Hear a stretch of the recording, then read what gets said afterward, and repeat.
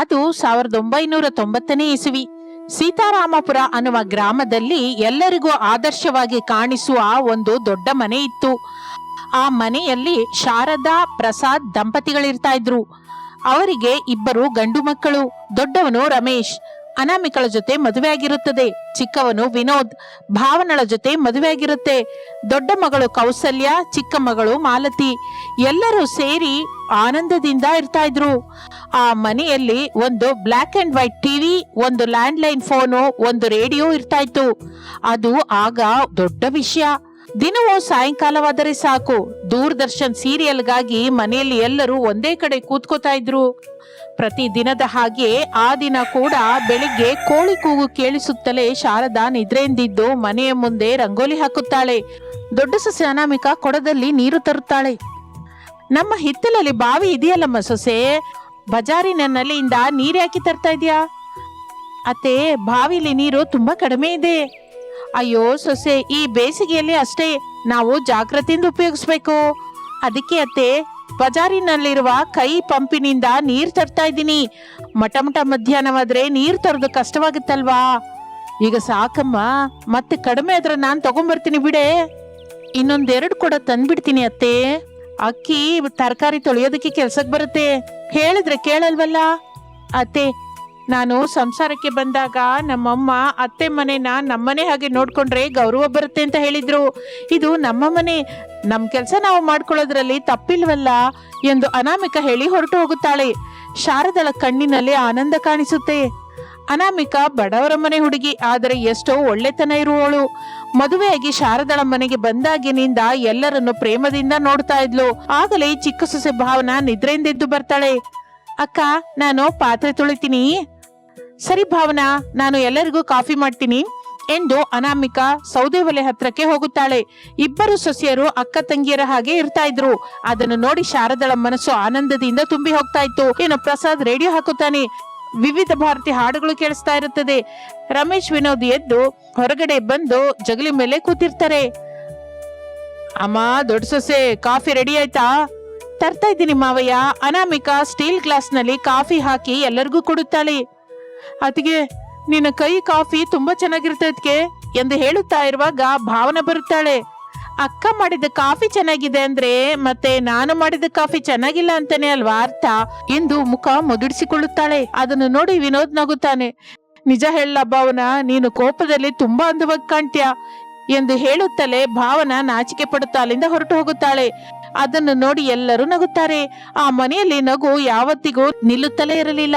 ಒಂದು ದಿನ ಮಧ್ಯಾಹ್ನ, ಅಮ್ಮ, ಈ ಮಧ್ಯ ನೀನು ಸೊಸೆ ಜೊತೆಗೆ ಹೆಚ್ಚಾಗಿ ಸಮಯ ಕಳೀತಾ ಇದ್ಯಾ? ಯಾಕಮ್ಮ ಹಾಗೆಂತ ಇದ್ಯಾ? ಅತ್ತಿಗೆಯರು ಬರೋಕು ಮೊದಲು ನನ್ ಜೊತೆ ತಂಗಿ ಜೊತೆ ಹೆಚ್ಚಾಗಿ ಇರ್ತಾ ಇದ್ದೆ. ಈಗ ಇಬ್ಬರು ಅತ್ತಿಗೆ ಜೊತೆ ಹೆಚ್ಚಾಗಿ ಇರ್ತಾ ಇದೀಯ. ನೀನು ಮಾತಾಡ್ತಾ ಇದೀಯ ಹೆಚ್ಚಾಗಿ. ನನ್ ಜೊತೆ ತಂಗಿ ಜೊತೆ ಸರಿಯಾಗಿ ಮಾತು ಕೂಡ ಆಡ್ತಾ ಇಲ್ಲ.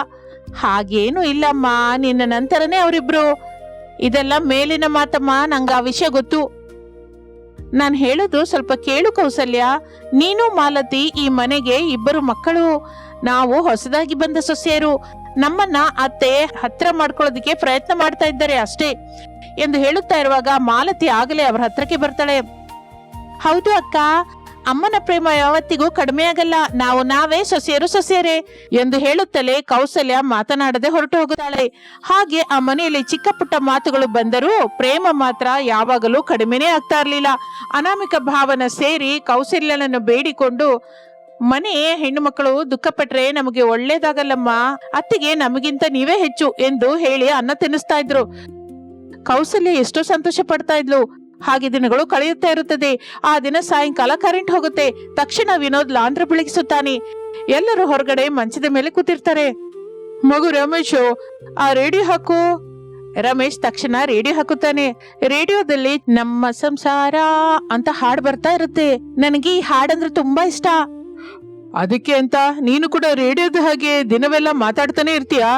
ಏನು ಅಂದ್ರೆ ಎಲ್ಲರೂ ಮತ್ತೆ ನಗುತ್ತಾರೆ. ಆಗಲೇ ಲ್ಯಾಂಡ್ಲೈನ್ ಫೋನು ಮೊಳಗುತ್ತದೆ. ಟ್ರಿಂಗ್ ಟ್ರಿಂಗ್ ಟ್ರಿಂಗ್ ಅಂತ. ಮಾಲತಿ ಓಡ್ಕೊಂಡು ಹೋಗುತ್ತಾಳೆ. ಹಲೋ, ಯಾರು? ಆ ಕಡೆಯಿಂದ ಸೋದರ ಮಾವ ಮಾತಾಡ್ತಾರೆ. ಅಮ್ಮ, ಸೋದರ ಮಾವ ನಾಳೆ ಬರ್ತಾ ಇದ್ದಾರಂತೆ. ಹೌದಾ ತಂಗಿ, ಅಂದ್ರೆ ನಾಳೆ ಅಡಿಗೆ ತಿಂಡಿ ಮಾಡ್ಬೇಕು. ನಾನು ಕಜ್ಜಾಯ ಮಾಡ್ತೀನಿ ಅತ್ತೆ, ನಾನು ವಡೆ ಮಾಡ್ತೀನಿ ಅತ್ತೆ. ನಾನು ಮಕ್ಕಳು ಹೆಣ್ಮಕ್ಳು ತಿನ್ನೋದಕ್ಕೆ ರೆಡಿಯಾಗಿರ್ತೀವಿ ಮತ್ತೆ ಎಂದು ಹೇಳುತ್ತಲೇ ಎಲ್ಲರೂ ನಗುತ್ತಾರೆ. ಮಾರನೇ ದಿನ ಭಾನುವಾರ. ಆ ಮನೆ ಹಬ್ಬದ ಹಾಗೆ ಬದಲಾಗಿರುತ್ತದೆ. ಅಡಿಗೆ ಮನೆಯಲ್ಲಿ ತುಪ್ಪದ ವಾಸನೆ. ಅನಾಮಿಕ ಭಾವನ ಸೌದೆ ಒಲೆ ಹತ್ರ ಕೂತ್ಕೊಂಡು ಅಡಿಗೆ ತಿಂಡಿ ಮಾಡ್ತಾ ಇರ್ತಾರೆ. ಊರಿನಿಂದ ಸೋದರ ಮಾವ ಬಾಳೆಹಣ್ಣು ತರುತ್ತಾನೆ. ಹಾಗೆ ಸಮಯ ಕಳೆಯುತ್ತಾ ಇರುತ್ತದೆ. ಟಿವಿಯಲ್ಲಿ ಭಾನುವಾರದ ಸಿನಿಮಾ. ಆ ಆನಂದ ಮಾತಿನಲ್ಲೇ ಹೇಳಲಾರೆವು. ಸಾಯಂಕಾಲ ಎಲ್ಲರೂ ಬ್ಲಾಕ್ ಅಂಡ್ ವೈಟ್ ಟಿವಿ ಮುಂದೆ ಕೂತಿರ್ತಾರೆ. ಆಂಟಿನ ಸ್ವಲ್ಪ ತಿರುಗ್ಸಣ್ಣಯ್ಯ, ಹೀರೋ ಕಾಣಿಸ್ತಾ ಇಲ್ಲ. ರಮೇಶ್ ಮನೆ ಮಾಡಿಯಿಂದ ತಿರುಗಿಸ್ದೆ, ಈಗ ಕಾಣಿಸ್ತಾ ಇದ್ದಾನಾ? ನಿಲ್ಲು, ಈಗ ಚೆನ್ನಾಗಿದೆ ಎಂದು ಗಟ್ಟಿಯಾಗಿ ಅರಚುತ್ತಾನೆ ವಿನೋದ್. ಸಿನಿಮಾಗಿಂತ ನಿಮ್ಮ ಗಲಾಟೆನೇ ಚೆನ್ನಾಗಿದೆ. ಶಾರದಾ ಎಲ್ಲರನ್ನು ನೋಡಿ ಸಂತೋಷ ಪಡ್ತಾ ಇರ್ತಾಳೆ. ಹೀಗೆ ಎಲ್ರೂ ಜೊತೆಯಾಗಿ ನಗ್ತಾ ಇರ್ಬೇಕು. ಅದೇ ಅಲ್ವಾ ಶಾರದಾ ನಮ್ಮ ಸಂಪತ್ತು. ಇನ್ನು ಎಲ್ಲರೂ ತಿಂಡಿ ತಿನಿಸು ತಿನ್ನುತ್ತಾ ಟಿವಿಯಲ್ಲಿ ಸಿನಿಮಾ ನೋಡ್ತಾ ಇದ್ರು. ಹಾಗೆ ಆ ದಿನ ಕಳೆದು ಹೋಗುತ್ತದೆ. ಮಾರನೇ ದಿನ ಮಧ್ಯಾಹ್ನ, ಅನಾಮಿಕಾ ಅಕ್ಕಿ ಡಬ್ಬದಿಂದ 2 ಗ್ಲಾಸ್ ತೆಗ್ದಿಡಮ್ಮ. ಸರಿಯತ್ತೆ. ಆಗಲೇ ಪಕ್ಕದ ಮನೆ ಸುಬ್ಬಮ್ಮ ಬರುತ್ತಾಳೆ. ನೀನು ಬಹಳ ಅದೃಷ್ಟವಂತಳು ಶಾರದಾ. ಇಬ್ರು ಸೊಸೆಯರ ಜೊತೆ ಮಹಾರಾಣಿ ಹಾಗೆ ಬದುಕ್ತಾ ಇದೀಯೇ. ಸೊಸೆಯರು ಒಳ್ಳೆಯವರಾದ್ರೆ ಮನೆ ಸ್ವರ್ಗದ ಹಾಗಿರುತ್ತೆ ಬಿಡು. ಆದ್ರೆ ಈ ದಿನದಲ್ಲಿ ಸೊಸೆಯರು ಅತ್ತೆನ ಹಚ್ಕೊಳ್ಳೋದೇ ಇಲ್ಲ ಅಂತಾರೆ. ಅನಾಮಿಕಾ ಮಾತನ್ನು ಕೇಳಿ ದುಃಖ ಪಡುತ್ತಾಳೆ. ಶಾರದಾ ತಕ್ಷಣ, ಎಲ್ರೂ ಒಂದೇ ತರ ಇರಲ್ಲ ಸುಬ್ಬಮ್ಮ. ನನ್ನ ಸೊಸೆಯಂದ್ರನ್ನ ನೋಡು, ಹೇಗೆ ಮಕ್ಕಳ ಹಾಗಿರ್ತಾರೆ. ನಾನು ಕೂಡ ಅವರನ್ನ ಹಾಗೆ ನೋಡ್ಕೋತೀನಿ. ನಿಜ ಹೇಳ್ಬೇಕು ಅಂತಂದ್ರೆ ನನ್ನ ಸೊಸೆಯರು ತೋರಿಸುವ ಪ್ರೇಮ ನೋಡಿ ನನ್ನ ಮಕ್ಕಳು ಹೊಟ್ಟೆ ಕಿಚ್ಚು ಪಡ್ಕೋತಾರೆ ಗೊತ್ತಾ ಎಂದು ಶಾರದಾ ಹೇಳಿದ ಮಾತನ್ನು ಕೇಳುತ್ತಲೇ ಅನಾಮಿಕಳ ಕಣ್ಣಿನಲ್ಲಿ ನೀರು ಬರುತ್ತೆ. ಅಲ್ಲಿಂದ ಹೊರಟು ಹೋಗುತ್ತಾಳೆ. ಆ ಕಾಲದಲ್ಲಿ ಅತ್ತೆ ಸೊಸೆಯರ ಮಧ್ಯ ಪ್ರೇಮವಿದ್ದರೆ ಅದು ಮಾತಿಗಿಂತ ಕೆಲಸದಲ್ಲೇ ಹೆಚ್ಚಾಗಿ ಕಾಣಿಸ್ತಾ ಇತ್ತು. ಒಂದು ದಿನ ರಾತ್ರಿ ಕರೆಂಟ್ ಹೋಗುತ್ತೆ. ಎಲ್ಲರೂ ಹೊರಗಡೆ ಮಂಚದ ಮೇಲೆ ಕೂತಿರ್ತಾರೆ. ಚಂದ್ರ ಬೆಳಗ್ತಾ ಇರ್ತಾನೆ.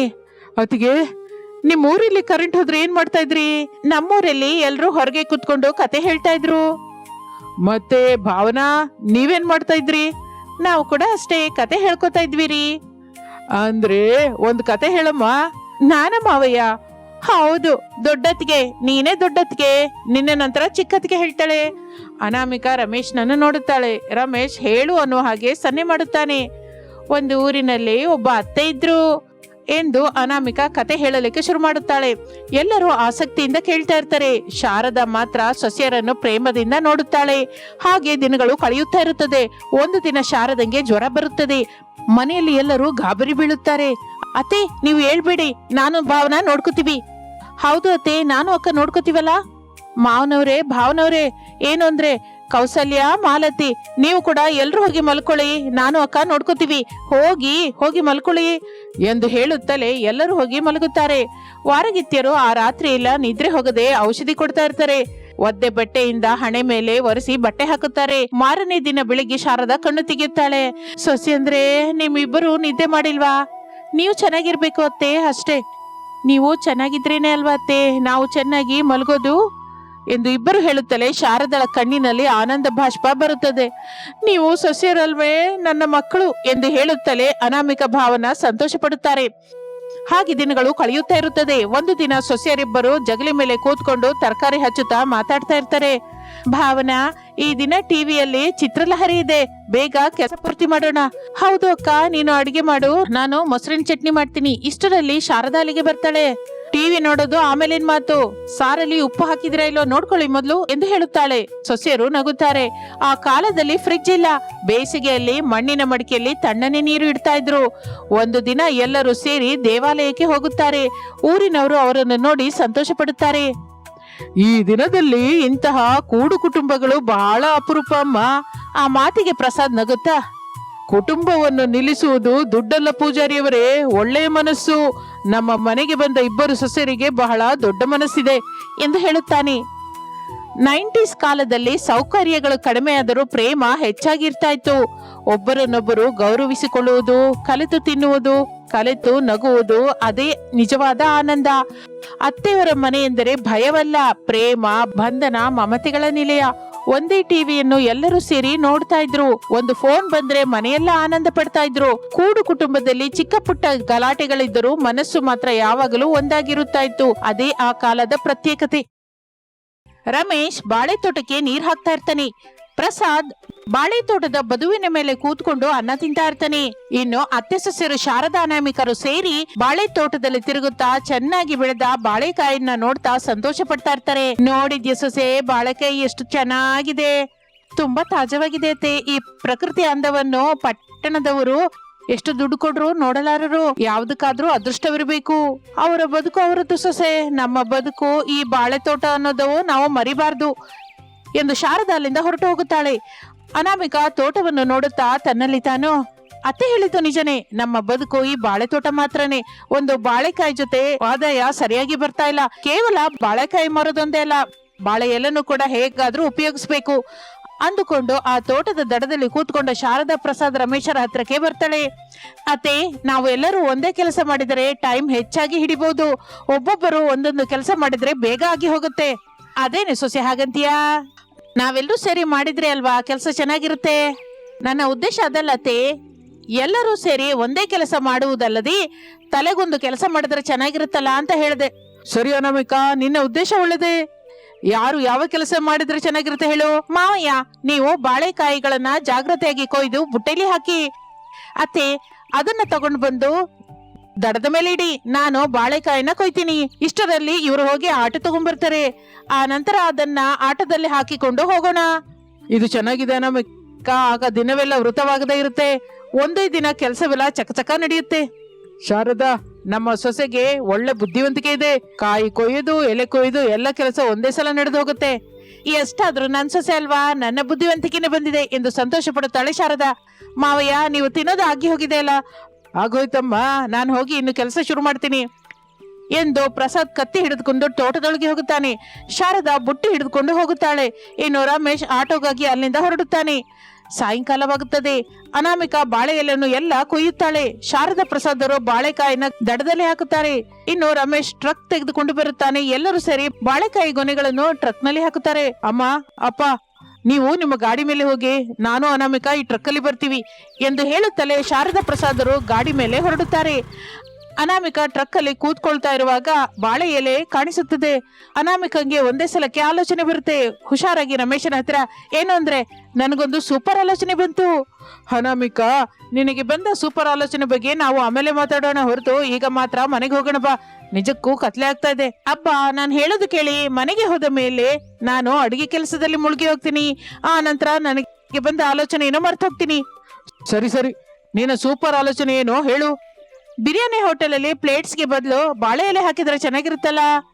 ರಮೇಶ್ ಅಯೋಮಯದಿಂದ ನೋಡ್ತಾನೆ. ಅದು ಕೂಡ ಆರ್ಗ್ಯಾನಿಕ್ ಸರ್ವಿಂಗ್ ಅಂತ ಹೇಳಿ ಮಾಡೋಣ, ಚೆನ್ನಾಗಿರುತ್ತಲ್ವಾ?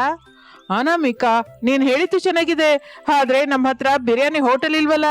ಬಂದು ಕೂತ್ಕೋ ಅನಾಮಿಕಾ, ಕತ್ತಲಾಗ್ತಾ ಇದೆ, ನಾವು ಮನೆಗೆ ಹೋಗೋಣ ಬಾ. ಅನಾಮಿಕಾ ಟ್ರಕ್ ಅಲ್ಲಿ ಕೂತ್ಕೋತಾಳೆ. ಟ್ರಕ್ ಅಲ್ಲಿಂದ ಕದಲುತ್ತದೆ. ಶಾರದಾ ಪ್ರಸಾದರು ಮನೆಗೆ ಬರುತ್ತಾರೆ. ಇದೇನಿದು, ನಾವು ಬಂದು ಬಹಳ ಹೊತ್ತಾಯ್ತು, ಮಗ ಸೊಸೆ ಇನ್ನೂ ಬರ್ಲಿಲ್ಲ. ಬರ್ತಾರೆ ಬಿಡು ಶಾರದಾ, ಟ್ರಕ್ ತುಂಬಾ ಬಾಳೆಗೊನೆ ಇದೆ, ಎಲ್ಲ ಮಣ್ಣಿನ ರೋಡು, ಜಾಗ್ರತೆಯಾಗಿ ಬರ್ತಾರೆ ಬಿಡು. ನೀನ್ ಹೋಗಿ ಅಡಿಗೆ ಮಾಡೋದಕ್ಕೆ ಶುರು ಮಾಡು. ಶಾರದಾ ಕಿಚನ್ ಒಳಗೆ ಹೋಗುತ್ತಾಳೆ. ಸ್ವಲ್ಪ ಸಮಯದ ನಂತರ ಟ್ರಕ್ ನಿಂದ ಅನಾಮಿಕಾ ರಮೇಶರು ಮನೆಗೆ ಬರುತ್ತಾರೆ. ಶಾರದಾ ಮಾಡಿದ ಅನ್ನ ಸಾರು ತಿನ್ನುತ್ತಾರೆ. ಶಾರದಾ ಪ್ರಸಾದರು ಹೋಗಿ ಮಲಗುತ್ತಾರೆ. ಆದರೆ ಅನಾಮಿಕಾ ಮಲಗಲಿಲ್ಲ. ರಮೇಶ್ನನ್ನು ಮಲಗಲಿಕ್ಕೆ ಬಿಡದೆ, ಏನು ಅಂದ್ರೆ, ನಾವು ಒಂದು ಚಿಕ್ಕ ಬಿರಿಯಾನಿ ಹೋಟೆಲ್ ಇಟ್ರೆ ಹೇಗಿರುತ್ತೆ ಎಂದು ಅನಾಮಿಕಾ ಹೇಳುತ್ತಲೇ ರಮೇಶ್ ಆಶ್ಚರ್ಯ ಹೋಗುತ್ತಾನೆ. ಏನು ಅಂದ್ರೆ, ನಾನು ಹೇಳೋದು ಕೇಳಿಸಿ ಕೂಡ ನೀವೇನು ಮಾತನಾಡದೇ ಇದ್ದೀರಾ ಯಾಕೆ? ಅಬ್ಬಾ, ಏನ್ ಮಾತಾಡೋಣ ಅಂತೀಯ ಅನಾಮಿಕಾ? ಹೋಟೆಲ್ ಇಡೋದಕ್ಕೆ ನಮ್ಮ ಹತ್ರ ದುಡ್ಡೆಲ್ಲಿದೆ? ಅದೆಲ್ಲ ನಾನು ನೋಡ್ಕೋತೀನಲ್ಲ. ಬಿರಿಯಾನಿ ಹೋಟೆಲ್ ಇಡೋದಕ್ಕೆ ನೀವು ಒಪ್ಕೋತಾ ಇದ್ದೀರಲ್ಲ.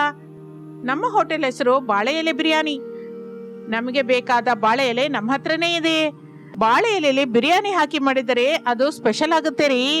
ನಮ್ಮ ಬಾಳೆ ಎಲೆ ಬಿರಿಯಾನಿಗೆ ಒಳ್ಳೆ ಡಿಮ್ಯಾಂಡ್ ಕೂಡ ಬರುತ್ತೆ. ಬಾಳೆ ಎಲೆಯಲ್ಲಿ ಸರ್ವ್ ಮಾಡಿದ್ರೆ ಯಾರು ಬರ್ತಾರೆ ಅನಾಮಿಕಾ? ಈ ಮಧ್ಯ ನಗರದಲ್ಲಿ ನೋಡಿ, ಆರ್ಗ್ಯಾನಿಕ್, ನ್ಯಾಚುರಲ್ ಅಂತ ಹೆಸರಿಟ್ಟು ಪ್ರತಿಯೊಂದನ್ನು ಮಾರ್ತಾ ಇದ್ದಾರೆ. ಆದ್ರೆ ಅದು ನಿಜ ಅಲ್ವಲ್ಲ. ಆದ್ರೆ ನಾವು ಮಾಡ್ತಾ ಇರೋದು ನಿಜ ಅಲ್ವಾ? ಎಲ್ಲರಿಗೂ ಕಣ್ಣೆ ಮುಂದೆ ಕೂಡ ಕಾಣಿಸುತ್ತೆ. ನಮ್ಮದು ನಿಜವಾದ ಆರ್ಗ್ಯಾನಿಕ್ ಅಲ್ವಾ? ನೀನ್ ಹೇಳಿದ್ದು ನನಗೆ ಹಿಡಿಸಿದೆ ಅನಾಮಿಕಾ, ನಾನು ಒಪ್ಕೋತಾ ಇದ್ದೀನಿ. ಅಮ್ಮನ ಮಾತ್ರ ನೀನೇ ಒಪ್ಪಿಸ್ಬೇಕು. ಅತ್ತೆನ ನಾನು ಒಪ್ಪಿಸ್ತೀನಿ, ಇನ್ನು ನೀವು ಮಲಗಿ. ರಮೇಶ್ ಹಾಯಾಗಿ ಮಲಗುತ್ತಾನೆ. ಹಾಗೆ ಆ ದಿನ ರಾತ್ರಿ ಕಳೆಯುತ್ತದೆ. ಮಾರನೇ ದಿನ ಅನಾಮಿಕಾ ಶಾರದಂಗೆ ಬಾಳೆ ಎಲೆ ಬಿರಿಯಾನಿ ಬಗ್ಗೆ ಹೇಳುತ್ತಾಳೆ. ಶಾರದ ಕೂಡ ಕೇಳಿ ಆಶ್ಚರ್ಯ ಹೋಗುತ್ತಾಳೆ. ಸೊಸೆ, ಮತ್ತೆ ನಿಂಗೆ ಬಿರಿಯಾನಿ ಮಾಡೋದಕ್ ಬರುತ್ತಾ? ಬರುತ್ತೆ, ನಾನು ನಮ್ಮ ಅಜ್ಜಿ ಹತ್ರ ಕಲ್ತಿದ್ದೀನಿ. ಇದುವರೆಗೂ ಯಾರು ಬಾಳೆ ಎಲೆ ಬಿರಿಯಾನಿ ಮಾಡಿ ಮಾರಿಲ್ಲ. ನಾವು ಮಾರಿದ್ರೆ ಚೆನ್ನಾಗಿರುತ್ತಲ್ಲ ಅತ್ತೆ. ಇದು ರಿಸ್ಕ್ ಆದ್ರೂ ಪ್ರಯತ್ನ ಮಾಡೋಣಮ್ಮ. ಅನಾಮಿಕಾ ಸಂತೋಷ ಪಡುತ್ತಾಳೆ. 1 ಗಂಟೆಯ ನಂತರ ಬಾಳೆ ಎಲೆ ಬಿರಿಯಾನಿ ಎಂದು ಚಿಕ್ಕ ಬೋರ್ಡ್ ಇಡುತ್ತಾಳೆ. ಬಾಳೆ ಎಲೆಯಲ್ಲಿ ಬಿರಿಯಾನಿ ಮಾಡೋದಕ್ಕೆ ಶುರು ಮಾಡುತ್ತಾಳೆ. ಬನ್ನಿ ಸ್ವಾಮಿ ಬನ್ನಿ, ಬಾಳೆ ಎಲೆ ಬಿರಿಯಾನಿ, ಆರ್ಗ್ಯಾನಿಕ್ ಫುಡ್, ಸಹಜವಾದ ರುಚಿ ಎಂದು ಮಾರುತ್ತಾ ಇರುತ್ತಾಳೆ. ಆದ್ರೆ ಯಾರು ಬರಲಿಲ್ಲ. ಏನ್ ಅನಾಮಿಕಾ, ಆರ್ಗ್ಯಾನಿಕ್ ಅಂತ ಬರ್ದಿದ್ಯಾ? ಸರ್ಟಿಫಿಕೇಟ್ ತಗೊಂಡಿದ್ಯಾ? ಸರ್ಟಿಫಿಕೇಟ್ ಅಗತ್ಯವಿಲ್ಲ, ನಮ್ಮ ತೋಟದಲ್ಲಿ ಬೆಳೆದಿದ್ದು, ನಮ್ಮ ಕೈಯಿಂದ ಮಾಡಿದ್ದು. ಎಲ್ಲದಕ್ಕಿಂತ ಆರ್ಗ್ಯಾನಿಕ್ ಇನ್ನೇನಿರುತ್ತೆ ಹೇಳಿ ಎಂದು ಹೇಳುತ್ತಾಳೆ. ಶಾರದಾ ಪ್ರಸಾದರು ಬಾಳೆ ಎಲೆ ಬಿರಿಯಾನಿ ತಿನ್ನೋದಕ್ಕೆ ಬರುವವರಿಗಾಗಿ ಆಸಕ್ತಿಯಿಂದ ಎದುರು ನೋಡ್ತಾ ಇರ್ತಾರೆ. ಅನಾಮಿಕಾ ಬಿರಿಯಾನಿ ವಾಸನೆಯಿಂದ ಊರೆಲ್ಲ ಪರಿಮಳಿಸುತ್ತದೆ. ಆಟೋ ಡ್ರೈವರ್ ಬರುತ್ತಾನೆ. ಅಕ್ಕ, ಬಿರಿಯಾನಿ ಎಷ್ಟು?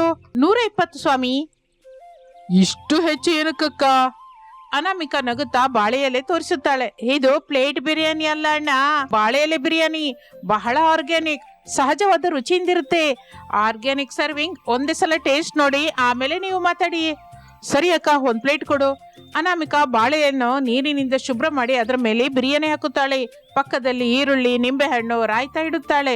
ಡ್ರೈವರ್ ಸ್ವಲ್ಪ ತಿಂದ ನಂತರ ಕಣ್ಣಲ್ಲಿ ಆನಂದ ಬರುತ್ತದೆ. ನಿಜ ಹೇಳ್ತಿದ್ದೀನಿ ತಾಯಿ, ನಿನ್ನ ಬಾಳೆ ಎಲೆ ಬಿರಿಯಾನಿ ತುಂಬಾ ಚೆನ್ನಾಗಿದೆ ಎಂದು ಹೇಳುತ್ತಲೇ ಅನಾಮಿಕಾ ಬಹಳ ಸಂತೋಷ ಪಡುತ್ತಾಳೆ. ಆ ಡ್ರೈವರ್ ಹೊರಗೆ ಬಂದು ತನಗೆ ತಿಳಿದವರಿಗೆ ಹೊಸ ಬಿರಿಯಾನಿ ಹೋಟೆಲ್ ಇಟ್ಟಿದ್ದಾರೆ, ಬಾಳೆ ಎಲೆ ಮೇಲೆ ಕೊಡ್ತಾ ಇದ್ದಾರೆ, ಸೂಪರ್ ಆಗಿದೆ ರುಚಿ, ಹೋಗಿ ತಿನ್ನಿ ಎಂದು ಹೇಳುತ್ತಾನೆ. ಹಿಡಿಸದೇ ಇದ್ರೆ ದುಡ್ಡು ವಾಪಸ್ ಕೊಡ್ತಾರೆ ಅಂತ ಕೂಡ ಹೇಳ್ತಾನೆ. 1 ಗಂಟೆಯ ನಂತರ ಆ ಚಿಕ್ಕ ಹೋಟೆಲ್ ಮುಂದೆ ಜನಗಳು ವರಸೆಯಾಗಿ ನಿಂತಿರುತ್ತಾರೆ. ಅಕ್ಕ, ನನ್ಗೊಂದು ಪ್ಲೇಟ್ ಬಿರಿಯಾನಿ ಕೊಡು. ಅಣ್ಣಯ್ಯ, ಈ ಹೋಟೆಲ್ ಪ್ಲೇಟ್ ಬಿರಿಯಾನಿ ಹೋಟೆಲ್ ಅಲ್ಲ, ಬಾಳೆ ಎಲೆ ಬಿರಿಯಾನಿ ಮಾತ್ರವೇ ಇರುತ್ತೆ. 1 ಬಾಳೆ ಎಲೆ ಬಿರಿಯಾನಿ ಕೊಡ್ತೀನಿ, ಹೊಟ್ಟೆ ತುಂಬಾ ತಿನ್ನು, ಮನೆಗೆ ಕೂಡ ತಗೊಂಡು ಹೋಗ್ಬೋದು. ಬಾಳೆ ಎಲೆ ಬಿರಿಯಾನಿ ಆರೋಗ್ಯಕ್ಕೆ ಕೂಡ. ಅಕ್ಕ, ನಾನು ತಿಂತೀನಿ, ನನಗೆ ಹಿಡಿಸಿದ್ರೆ ಮನೆಗೆ ತಗೊಂಡು ಹೋಗ್ತೀನಿ, ಇಲ್ಲ ಅಂದ್ರೆ ಇಲ್ಲ.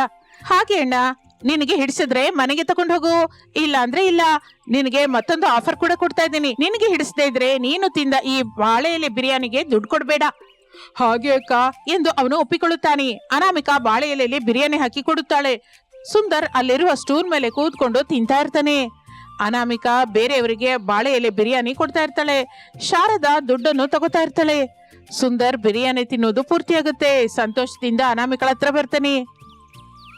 ನಿಜ ಹೇಳ್ತಾ ಇದ್ದೀನಿ ಅಕ್ಕ, ಈ ಮಧ್ಯಕಾಲದಲ್ಲಿ ನಾನು ಇಷ್ಟು ರುಚಿಕರವಾದ ಬಾಳೆ ಎಲೆ ಬಿರಿಯಾನಿ ತಿಂದಿಲ್ಲ. ತುಂಬಾ ಚೆನ್ನಾಗಿದೆ. ನನಗೆ 2 ಮಕ್ಕಳಿದ್ದಾರೆ, ನನ್ನ ಹೆಂಡತಿ ಕೂಡ ಸೇರಿ 3 ಬಾಳೆ ಎಲೆ ಬಿರಿಯಾನಿ ಕೊಡಕ್ಕ ಎಂದು ಹೇಳಿ ದುಡ್ಡು ಕೊಡುತ್ತಾನೆ. ಅನಾಮಿಕಾ ಆನಂದದಿಂದ 3 ಬಾಳೆ ಎಲೆ ಬಿರಿಯಾನಿಯನ್ನು ಕಟ್ಟಿಕೊಡುತ್ತಾಳೆ. ಸುಂದರ್ ಸಂತೋಷದಿಂದ ಹೊರಟು ಹೋಗುತ್ತಾನೆ. ಅನಾಮಿಕಾ ಶುರು ಮಾಡಿದ ಬಾಳೆ ಎಲೆ ಬಿರಿಯಾನಿಗೆ ಸ್ವಲ್ಪ ದಿನದಲ್ಲಿಯೇ ಒಳ್ಳೆ ಹೆಸರು, ಡಿಮ್ಯಾಂಡು ಬರುತ್ತೆ. ಶಾರದಾ ಆಶ್ಚರ್ಯ ಹೋಗಿ ಅನಾಮಿಕಳನ್ನು ನೋಡ್ತಾಳೆ. ಸೊಸೆ, ನಿಜವಾಗಿ ನಿನ್ನ ಬುದ್ಧಿ ಬಂಗಾರಮ್ಮ. ನಮ್ಮ ಬಾಳೆ ತೋಟದ ಎಲೆಗಳೇ ನಮಗೆ ಹೊಸ ಆದಾಯವನ್ನು ಕೊಡ್ತು. ರಮೇಶ್ ಕೂಡ ಸಂತೋಷ ಪಡುತ್ತಾನೆ. ಹೌದು ಅನಾಮಿಕಾ, ನೀನೇ ಇಲ್ದಿದ್ರೆ ನಾವಿನ್ನು ಬಾಳೆಕಾಯಿನ ಮಾರ್ಕೊಂಡು ಇರ್ತಾ ಇದ್ವಿ ಏನೋ. ಆದರೆ ಪ್ರಸಾದ್ ಮಾತ್ರ ಬಹಳ ಗರ್ವದಿಂದ ನಮ್ಮ ಸೊಸೆ ಬಾಳೆ ಎಲೆಯನ್ನು ಕೂಡ ಬಿಸ್ನೆಸ್ ಆಗಿ ಮಾಡಿದ್ಲು. ಇದು ಮೊದಲೇ ಅತ್ತೆ, ಇನ್ನು ನಾವು ಮುಂದಕ್ಕೆ ಹೋಗ್ಬೇಕು. ನಮ್ಮ ಬಾಳೆ ತೋಟದಿಂದಲೇ ನಮ್ಮ ಜೀವನ ಬದಲಾಗಬೇಕು ಎಂದು ಹೇಳಿ ಅನಾಮಿಕಾ ಬಾಳೆ ಎಲೆ ಬಿರಿಯಾನಿ ಜೊತೆ ತನ್ನ ಕುಟುಂಬವನ್ನು ಸಂತೋಷದಿಂದ ನೋಡಿಕೊಳ್ಳುತ್ತಾ ಜೀವನ ಶುರು ಮಾಡುತ್ತಾಳೆ. ನಮ್ಮ ಹತ್ತಿರ ಯಾವುದು ಇಲ್ಲ ಅಂತ ಅಂದುಕೊಳ್ಳದೆ ನಮ್ಮ ಹತ್ತಿರ ಇರುವುದರಲ್ಲಿಯೇ ಹೀಗೆ ಅನಾಮಿಕಳ ಹಾಗೆ ಕ್ರಿಯೇಟಿವ್ ಆಗಿ ಆಲೋಚಿಸಿದರೆ ಆ ವ್ಯಾಪಾರ ಖಚಿತವಾಗಿ ಜನರಿಗೆ ಹಿಡಿಸುತ್ತದೆ. ಅಷ್ಟೇ ಅಲ್ಲ, ಕೇವಲ ವ್ಯಾಪಾರವಾಗಿಯೇ ಅಲ್ಲದೆ ಲಾಭಗಳು ಇಲ್ಲದೆ ಹೀಗೆ ಅನಾಮಿಕಾ ಬಹಳ ನೀತಿ ಪ್ರಾಮಾಣಿಕತೆಯಿಂದ ಮಾಡಿದ ವ್ಯಾಪಾರ ಅವರಿಗೆ ಎಷ್ಟೋ ಆನಂದವನ್ನು ಮಾತ್ರವಲ್ಲದೆ ಊರಿನಲ್ಲಿ ಒಳ್ಳೆ ಹೆಸರನ್ನು ಕೂಡ ತಂದುಕೊಟ್ಟಿದೆ. ನಿಮ್ಮ ಹತ್ತಿರ ಕೂಡ ಹೀಗೆ ಕ್ರಿಯೇಟಿವ್ ಬಿಸ್ನೆಸ್ ಐಡಿಯಾ ಏನಾದರೂ ಇದ್ರೆ ಕಾಮೆಂಟ್ ರೂಪದಲ್ಲಿ ನಮಗೆ ತಿಳಿಸಿ. ಇದು ಇಂದಿನ ಕತೆ. ಮತ್ತೊಂದು ಆಸಕ್ತಿಕರ ಕತೆ ಜೊತೆ ಮತ್ತೆ ಸೇರೋಣ. ಅಲ್ಲಿಯವರೆಗೂ ವಿರಾಮ. ನಮಸ್ತೆ.